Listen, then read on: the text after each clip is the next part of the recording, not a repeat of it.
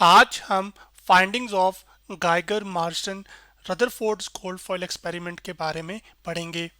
यानी कि रदरफोर्ड और उसके स्टूडेंट ने जो गोल्ड फॉइल एक्सपेरिमेंट परफॉर्म किया था एक एटम का स्ट्रक्चर स्टडी करने के लिए, उससे उन्होंने क्या रिजल्ट्स हासिल किए थे। तो उस एक्सपेरिमेंट को हमने लास्ट लेक्चर के अंदर जो है वो डिटेल से देखा था, जिसमें हमने ये जाना था कि आपके पास इसके अंदर एक गोल्ड फॉइल का इस्तेमाल किया जाता है जो कि एक पतली शीट होती है और गोल्ड के एटम से बनी होती है। उसके बाद यहाँ पर आपके पास अल्फ़ा पार्टिकल्स को यहाँ से भेजा जाता है, जिनको एक लेड के ब्लॉक या लेड के कंटेनर में इनक्लोज किया गया होता है। उसके बाद जब वो पार्टिकल्स आते हैं तो आपके पास कुछ जो पार्टिकल्स हैं वो बिल्कुल सीधे गुजर जाते हैं इस गोल्ड की फॉइल से या गोल्ड की शीट से, कुछ छोटे से एंगल्स पर डिफ्लेक्ट होते हैं और कुछ ऐसे हैं जो कि लग कर वापस आ जाते हैं। इन्हीं तीन ऑब्जर्वेशंस की बुनियाद पर उसने क्या रिजल्ट्स कंक्लूड किए थे, आज हमने वो डिस्कस करने हैं।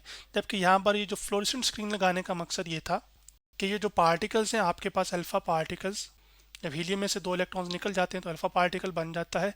तो वो जो अल्फ़ा पार्टिकल्स हैं वो आपके पास गोल्ड फॉइल से इंटरेक्ट करने के बाद किस किस पॉइंट पर जाकर लगे, तो जिस जगह पर वो लगते थे वहां पर असल में क्या हो जाता था, ब्राइट स्पॉट क्रिएट हो जाता था।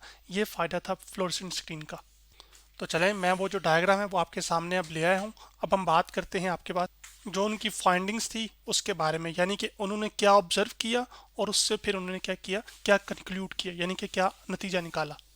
तो पहली चीज़ जो देखने को मिली वो ये मिली कि आपके पास बहुत सारे अल्फ़ा पार्टिकल्स ऐसे थे जो कि इस गोल्ड की फॉइल से बिल्कुल सीधे गुजर के, यानी कि उनका रुख नहीं बदला। तो फिर जो पहली ऑब्जर्वेशन है उसको हम ये लिख सकते हैं कि आपके पास large number of alpha particles pass through the foil undeflected, यानी कि बहुत ज़्यादा तादाद के अंदर ऐसे पार्टिकल्स थे जो कि फॉइल से डिफ्लेक्ट हुए बगैर गुजर गए। ये इन्होंने ऑब्जर्व किया, तो यानी कि ये ऑब्जर्वेशन थी।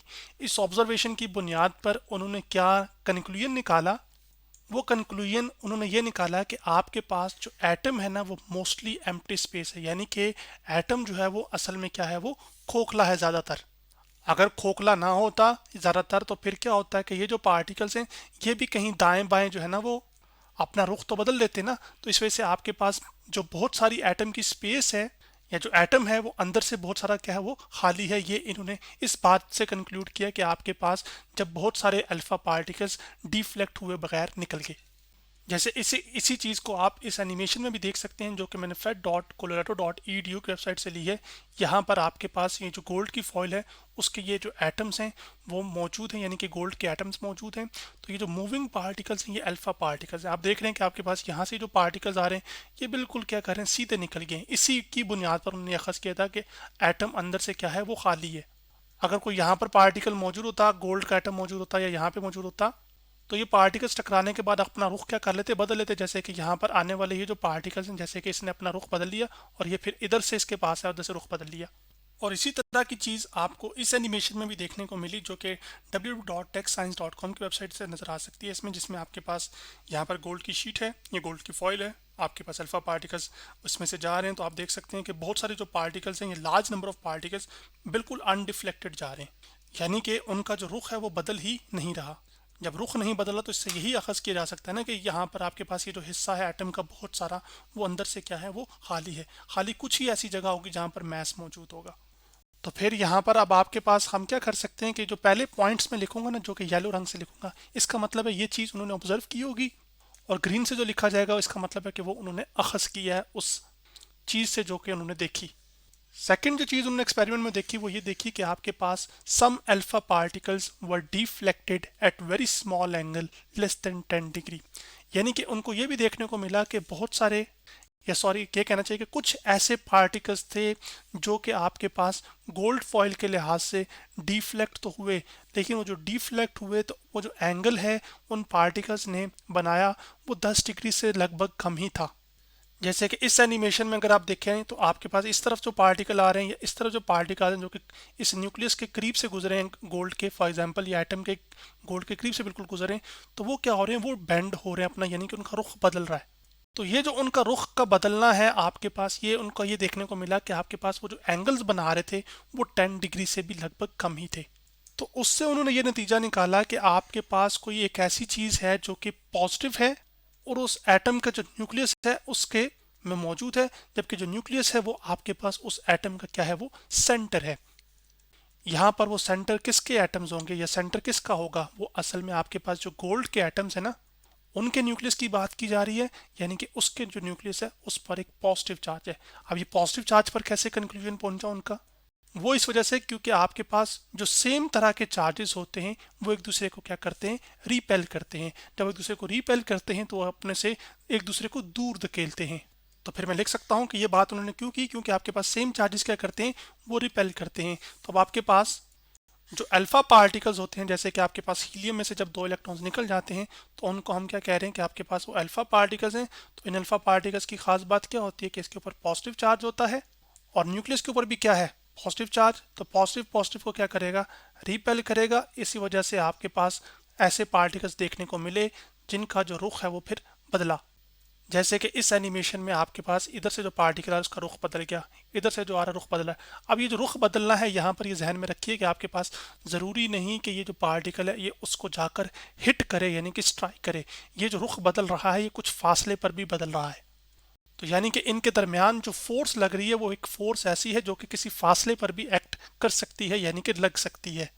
और ऐसी फोर्सेस के बारे में आप आगे जाकर पढ़ेंगे कि इन फोर्सेस को हम इलेक्ट्रिक फोर्स कहते हैं, जो दो चार्जेस के दरमियान होती है।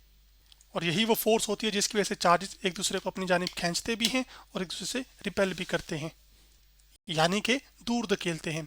तो अब आपके पास यहाँ पर जो उन्होंने ऑब्जर्वेशन की थी उसके जो करस्पॉन्डिंग कंक्लूजन था वो मैंने आपको तो बता दिया। तो आपके पास ये पहला था, उसके बाद ये हमारे पास दूसरा हो गया। अब जो तीसरा उन्होंने कंक्लूजन या सॉरी ऑब्जर्वेशन की वो ये की कि आपके पास कुछ नंबर ऑफ पार्टिकल्स ऐसे भी थे जो कि आपके पास क्या हो रहा था कि वो गोल्ड की फॉइल को यानी कि गोल्ड के जो एटम्स हैं उनको लग कर के आ रहे थे, वापस आए, यानी कि जैसे कि डिफ्लेक्ट बैक हुए, यानी कि जिस तरह से जा रहे थे उसी तरह से या किसी 90 डिग्री से बड़े एंगल पर वो क्या आ रहे थे, वो वापस आ रहे थे। तो यहाँ पर आपके पास इस स्क्रीन के लिहाज से आपके पास अगर ये शीट है तो ये अगर ड्रॉ कीजिए कि जो कि अनडिफ्लेक्टेड पार्टिकल्स हैं और ऐसे पार्टिकल्स जो कि बिल्कुल इस तरफ आएंगे तो उनका जो एंगल है ना ये एंगल 90 डिग्री होगा। लेकिन उससे अगर बड़ा एंगल होगा तो वो ऐसा लगेगा जैसे एंगल 90 डिग्री है और वो पार्टिकल्स लग कर फिर क्या हुए, वो बाउंस बैक हुए यानी कि वापस आए। अब वो पार्टिकल स्क्रीन के इस हिस्से पर भी स्ट्राइक कर सकते हैं, टच कर सकते थे, इस हिस्से पर भी जाके लग सकते हैं, इसके साथ साथ इधर भी कहीं लगे होंगे। जैसे कि आपके पास इस एनिमेशन में यहाँ पर ये पार्टिकल्स आके लग रहे हैं तो ये वो पार्टिकल्स जो कि लग के वापस आए हैं।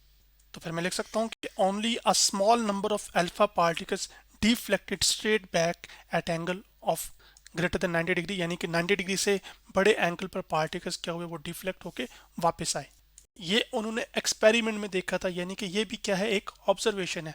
इस ऑब्जर्वेशन की बुनियाद पर उन्होंने क्या कंक्लूजन निकाला कि जो एक एटम का न्यूक्लियस है वो बहुत छोटा है, यानी कि nucleus is extremely small and is where most of the mess is present, यानी कि यही वो जगह है जहां पर आपके पास उस एटम का बहुत सारा जो मैस है वो मौजूद होगा। तभी तो वो जो पार्टिकल्स, जो अल्फा पार्टिकल्स आपने बम्बार्ड करवाए यानी कि आपने भेजे, वो जैसे ही न्यूक्लियस को स्ट्राइक किए होंगे तो न्यूक्लियस ने उनको आगे जाने के बजाय लग के बिल्कुल वापस, यानी कि यहाँ पर कोई बहुत बड़ी चीज और भारी चीज मौजूद थी सेंटर में, और वो हमारे पास क्या है, उस एटम का फिर न्यूक्लियस, जो कि है तो बज़ाहिर बहुत छोटा लेकिन सारा मैस उसी में मौजूद है ज़्यादातर।